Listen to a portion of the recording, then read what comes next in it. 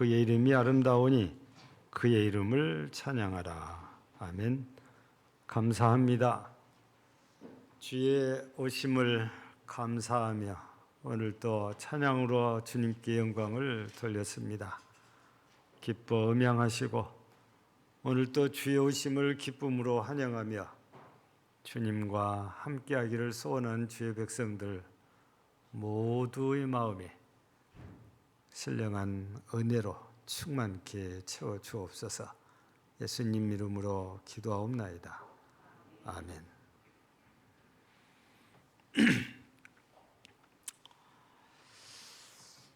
세월이라는 것이 어떤 사람에게는 약이 된다고 그러잖아요.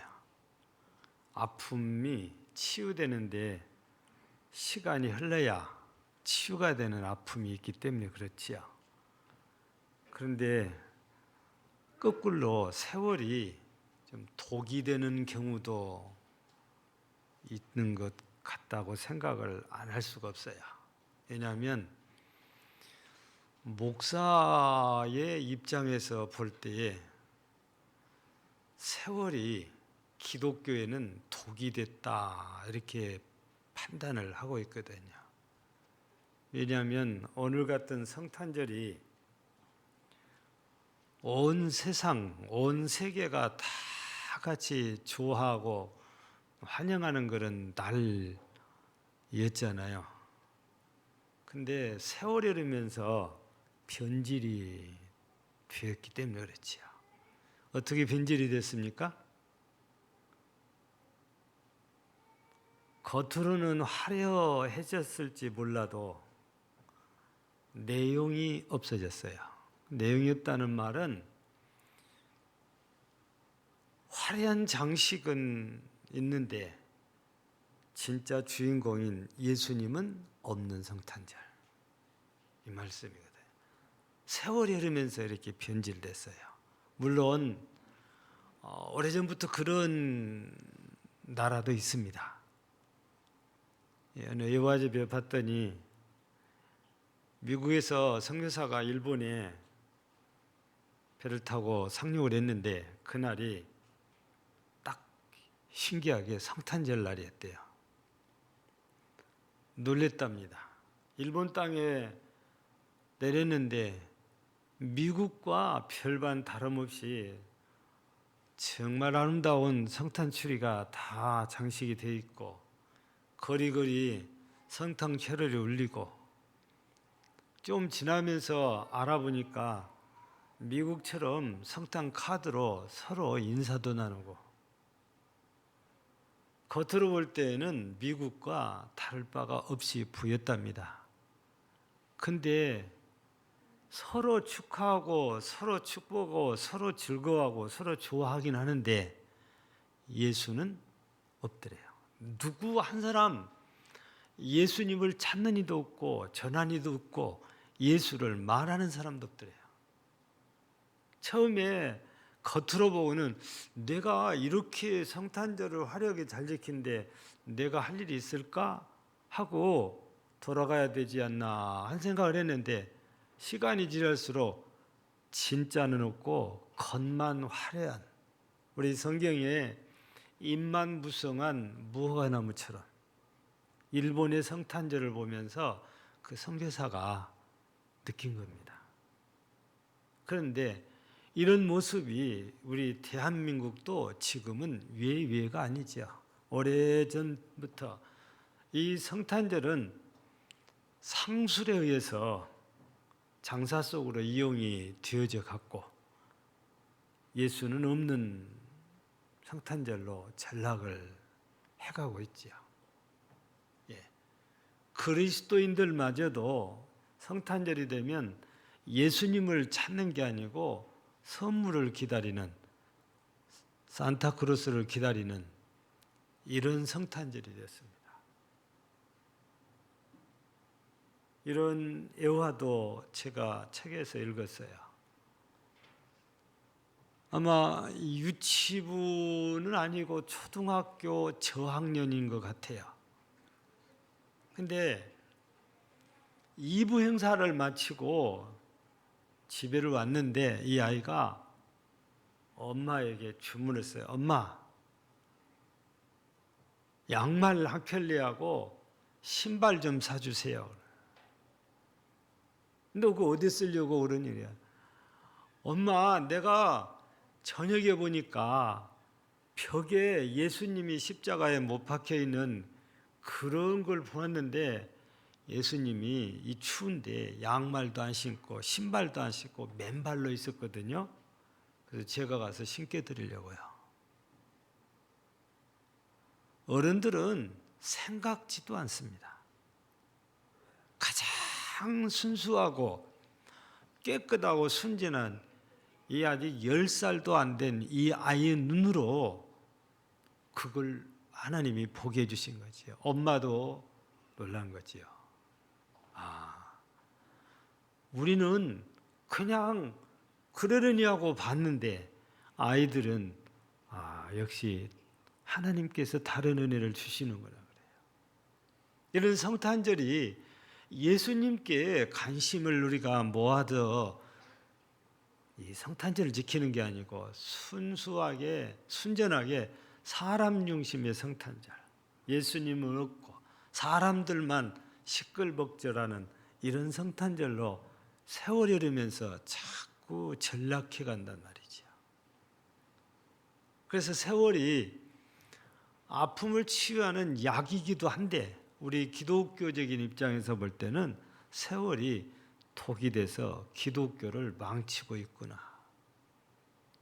이런 생각을 떨쳐버릴 수가 없게 된 거지요. 여러분, 오늘 우리 성탄절은 예수님이 주인공이지 우리가 주인공은 아니에요. 예수님이 없으면 안고 없는 찐빵이나 마찬가지거든요. 오늘은 꼭 예수님이 주인공이어야 된단 말이죠. 예수 없는 교회가 교회라고 할 수 없듯이 성탄절도 똑같단 말이죠. 예수님이 오신 걸 우리가 환영하고 기념하는 절기가 성탄절인데 예수님은 어디 가셨는지 아무도 모릅니다. 관심이 없어요. 그냥 오늘 내가 엄마한테 선물 못 받을까? 오빠에게 선물 못 받을까? 남자친구가 선물 뭐 해주나? 이런 데만 관심이 있다면 성탄절이 성탄절 아닌 거지. 예. 세상이 이렇게 자꾸 변하는 걸 보면서 우리 그리스도인들이 뭔가 다시 생각을 하고 세상 사람들은 몰라도 그리스도인들만큼은 예수님과 함께하는 성탄절을 우리가 맞이해서 지켜야 되겠다는 말씀이지요. 오늘 본문 말씀은 예수님께서 어떻게 이 세상에 탄생하셨는지 요거 하나하고 예수님이 왜 이 땅에 오셨는지 이거 하고 두 가지를 오늘 말씀을 설명하거든요. 그래서 오늘은 지난 수요일에도 예수님이 누구신가라는 주제로 본문과 오늘 본문 그대로 소개하고 말씀을 드리면서 오늘 말씀과 중복이 많이 되지요. 그래서 도대체 예수님이 이 땅에 왜 오셨을까?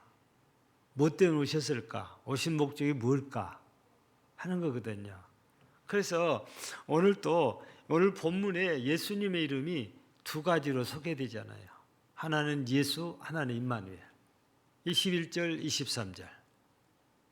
이 두 가지 이름을 우리가 통해서 예수님이 이 땅에 왜 오셨을까? 그 목적을, 이유를 우리가 잠깐 살펴보면서 은혜를 받고자 하는 것입니다. 이미 말씀드린 대로 우리가 21절을 보면은 예수님이 왜 이 땅에 오셨는지를 그 이름을 통해서 우리가 확인을 할 수 있잖아요. 여기 기록된 걸 보면 아들을 낳으리니 이름을 예수라 하라 그랬습니다. 근데 이 예수라는 이름은 이 신약 성경은 헬라어로 기록이 됐잖아요. 근데 이 예수라는 이름을 히브리어로 바꾸면 여호수아입니다. 여호수아는 우리 성경 가운데에 모세 시종으로 섬기다가 모세 후임자로 이스라엘을 정복하는 때 쓰임받은 참 귀한 일꾼이지요. 근데 그 사람만 여호수아가 아니고 이스라엘 사람들 가운데는 호세야, 호산나, 여호수아, 예수아 이런 이름들이 아주 많습니다. 다 메시아와 관계된 이름들이잖아요. 가톨릭 국가를 가서 보면 앞에 성자가 그렇게 많이 붙어요. 여러분, 이 브라질의 수도는 아니에요. 브라질의 수도는 아마 브라질리아인가 이렇게 있는데 제1의 수도라고 해서 가장 큰 도시는 우리가 보통 사람들이 발음할 때 생파울로라고 해요. 생이라고 발음하는 사람 있고 그냥 성파울로라고 발음하는 사람도 있고 그래요. 근데 본래 영문 포교로면 앞에 성자예요. 성파울로예요. 근데 호텔 이름을 지어도 가보면 앞에 성자가 붙었어요. 브라질은 전통적인 캐토릭 국가거든요. 그러다 보니까 앞에 성자가 참 많이 붙은 것 같아요. 예. 심지어는 사람 이름 지을 때도 성경과 관계된 이름입니다. 예를 들면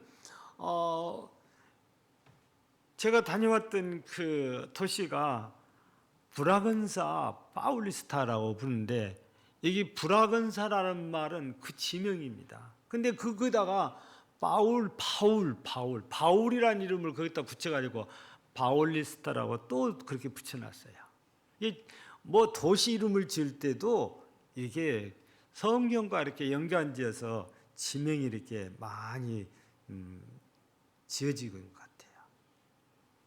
근데 예수님이란 그 예수란 이름도 구약의 히브리어 이름인 여호수아에서 헬라어로 바꾸다 보니까 이게 예수 그렇게 된 거잖아요. 그러니까 히브리어에서 구원자는 여호수아인데 헬라어에서 구원자는 예수단 말이에요. 그래서 그 뒤에 뭐라고 소개합니까? 이는 그가 자기 백성을 그들의 죄에서 구원할 자이심이라. 구원할 자, 구원자 이런 말씀이죠. 그리고 예수님께서 이 땅에 오신 목적들이 있는데 그 중에 하나가 인류를 구원하시기 위해서 이 땅에 오셨다 해서 구원자로 오셨다는 이런 말씀이거든요. 나를 죄악 가운데서 구원하시러 오신 분이라면 우리는 쌍수를 들어서 환영해야 되잖아요.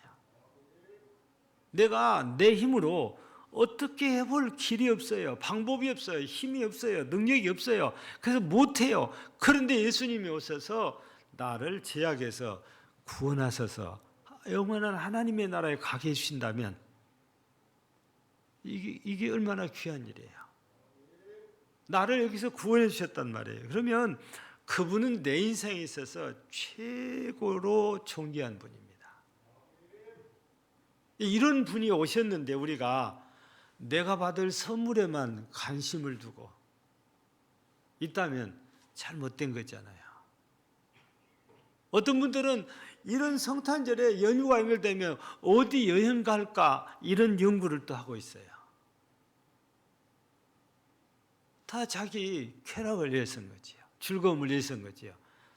성탄절이 예수님과 관계없이 그냥 이제는 내가 즐겁고 내가 기뻐해야 돼요. 예수님은 상관없이 내가 행복해야 된다는 거예요. 근데 다시 말씀드리거니와 성탄절은 내가가 아니고 예수님이다 그 말이에요. 주어가 내가 아니에요. 예수님이어야 돼요. 주님이 주어가 돼요. 그 예수님이 나 때문에 내를 죄에서 구원하시려고 이 땅에 오셨잖아요. 그래서 십자가에 못 박혀 죽으시며 모든 물과 피를 다 흘리사 나를 죄악 가운데서 구원해 주신 분이 예수님이신데 이걸 위해서 오셨다고 말이죠.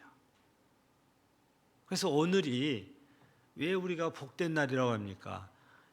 이 예수님이 이 땅에 내게 오셔서 나를 죄악에서 구원이신 날이고 나는 구원받는 날이잖아요. 그러니 나에게는 엄청 복된 날입니다. 내게 이런 복을 주신 주님께 감사해야 되는 거지요. 찬양을 올려야 될 일이지요. 예. 그래서 오늘은 예수님을 생각하면서 정말 감사하고 감격해하며 주의 이름을 높여야 될 이런 날입니다. 예수님은 이 땅 오셔서 우리의 죄를 대속하시기 위해서 십자가에서 죽으시기도 했지만 수많은 사람들을 병마에서 구원해 주십니다. 병을 고쳐주셨잖아요. 죽어 무덤에 있는 나사로도 살려주시고 죽어서 장례행렬이 된 나인성 과부의 아들도 살려주시고 죽은 자도 이렇게 살려주셨던 주님.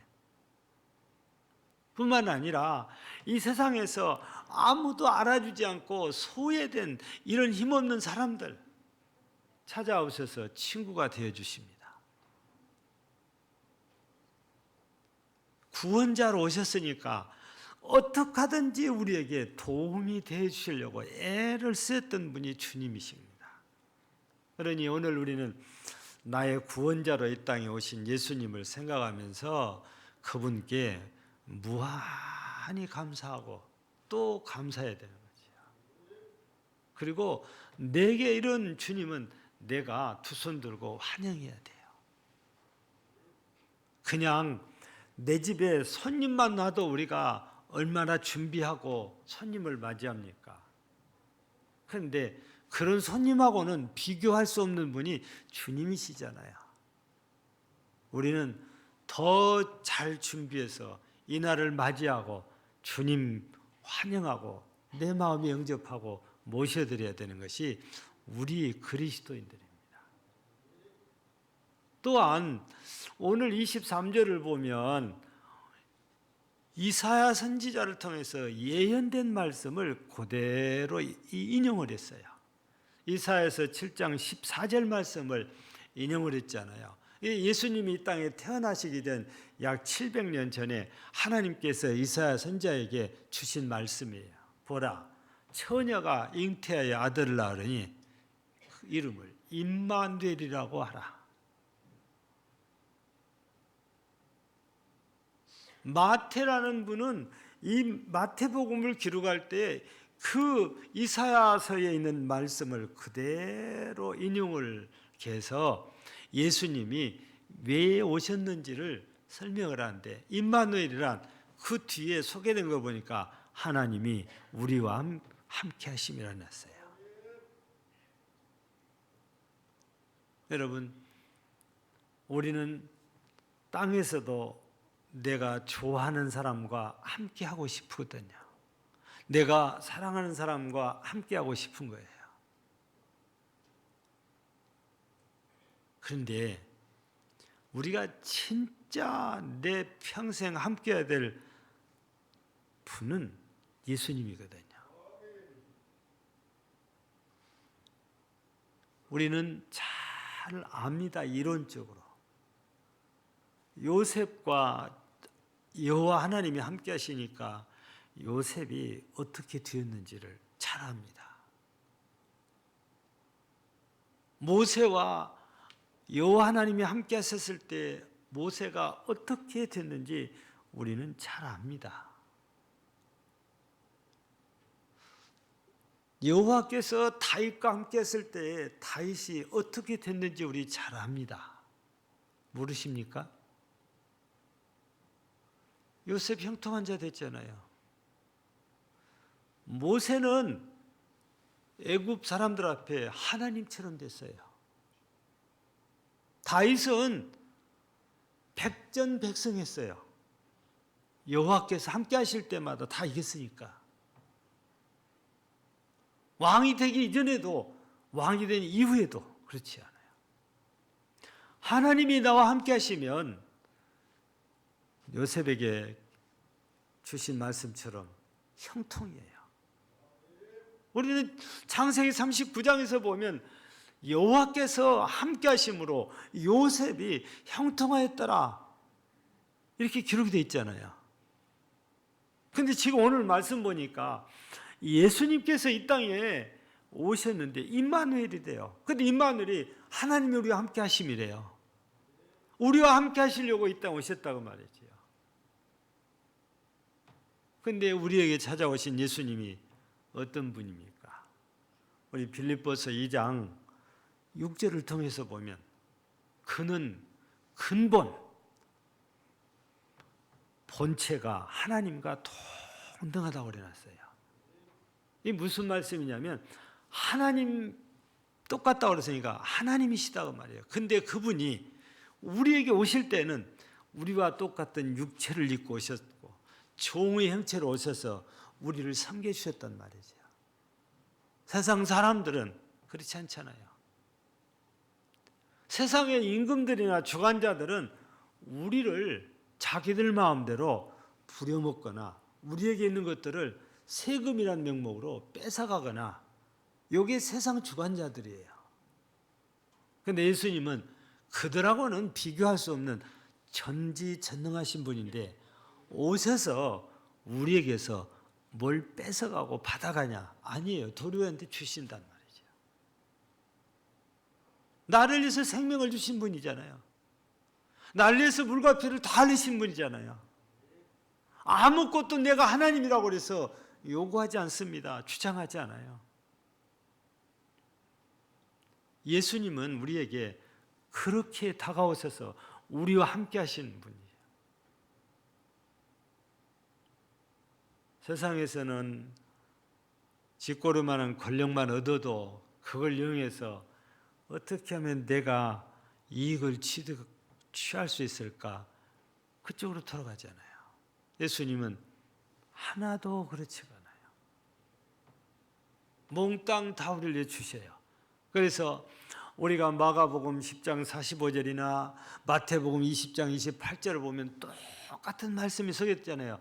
인자가 온 것은 섬김을 받으려 함이 아니요 도리어 섬기려 하고 섬기러 오셨대요. 그럼 거기서 끝난 게 아니에요. 뒤에 가서 그 뒤에 이전 말씀하면은 많은 사람의 대속물로 주려고 오셨다는 거예요. 여러분 이런 분이 지금 나와 함께 하시겠다고 오신 날이 성탄절입니다. 그분의 오심을 우리가 기념하고 이렇게 절기를 지키는 거죠. 우리는 기억해야 됩니다. 누가 아무리 능력 있고 힘 있다 하더라도 내가 함께하고 싶은 분은 그 사람이 아니고 주님이야, 예수님이어야 된다. 그게 진정한 그리스도인들의 마음이어야 돼요. 그 주님만 나와 함께하면 나는 부러울 것이 없어요. 두려울 것이 없어요. 보세요. 모세와 함께하니까 애굽의 모두가 하나님처럼 본다니까요. 모세 입에서 한마디 나가면 그대로 돼버리잖아요. 아무리 요셉을 가다서 죽이려고 해도 하나님이 함께 하시니까 안 돼요. 어떻게라도 하나님께서 세워버리잖아요. 그래서 우리는 누가 뭐라 그래도 선택하라면 주님을 선택해야 돼요.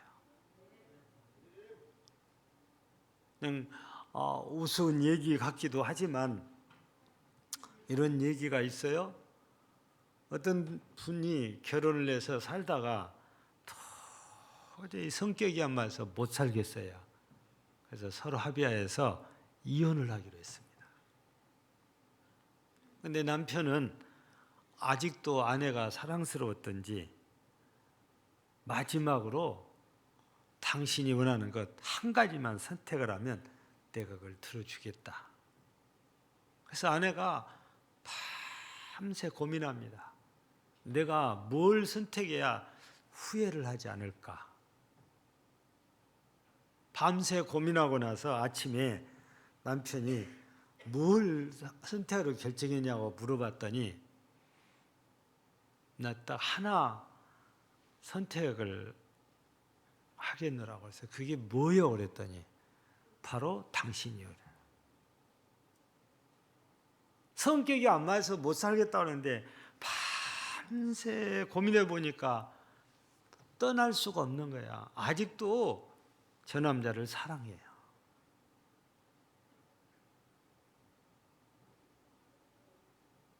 여러분, 우리나라 얘기 속에도 이런 얘기가 있어요. 어느 양반 대감이 딱 아들 하나 있어요. 가족도 다 죽고 없어요. 아들 하나 있는데 종만 데리고 살아요. 재산이 상당하고. 근데 아들은 늦둥이라 아직 어려요.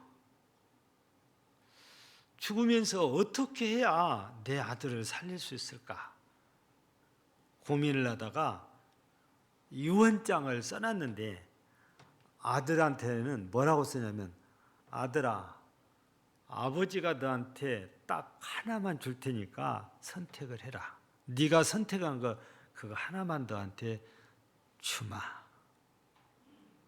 그리고 모든 재산을 종한테 다 줘버려요. 아들이 장성해가지고 종이 주는 문서 유언장을 가지고 보니까 그렇게 쓰였어요. 아들아, 재산은 종한테 다 줬다. 그래도 네가 원하면 한 가지는 주겠다. 하나만 선택하거라. 도대체 이해가 안 되는 거예요. 그래서 사또를 찾아갑니다. 날이 우리 아버님께서 이런 유언장을 남겨놨는데 이게 무슨 뜻인지, 뭘 선택해야 되는지, 재산은 이미 종에게로 다 갔다는데 이해가 안 되니 좀 알려주세요. 사또도 보니까 이해가 안 돼요. 그래서 당장에 살행을 시켜가지고 마님을 불러옵니다. 부인을 불러가지고 내가 이런 걸 해결해놨는데 도무지 어떻게 무슨 말인지 이해가 안 되는데 혹 당신 한번 보고 조언할 거 있으면 얘기 좀 해주시오 그랬더니 딱 읽어보더니 아 이거 간단하구만 그래요. 왜 간단하지요? 왜 간단합니까 이게? 종한테 다 줘버렸는데 우리 교회도 이렇게 똑똑한 사람이 있어요. 여러분 간단해 진짜로요. 종이 아들이 종만 난 너만 선택하겠다 그러면 이 종이 아들의 종이 되어버리잖아요. 그러면 종에게 속한 것은 모두 주인 것이잖아요. 그러니까 아버지가 자기 아들이 지혜로우면 틀림없이 이렇게 할 거라고 믿고 유언을 그렇게 남겼어요. 그렇지 않으면 어린 아들을 종이 죽이고 재산을 다 가져갈 수도 있다는 이런 생각이 드니까 지혜롭게 유언을 남긴 거예요. 여러분 우리도 선택을 하면 그래서 주님을 선택해야 돼요. 주님이 나와 함께하면 형통하니까. 이렇게 나와 함께하고 싶어서 오신 주님을 나 주님 싫어요, 나 부담스러워요, 나 귀찮아요 그러면서 주님을 밀어낸다면 가장 바보스러운 거잖아요.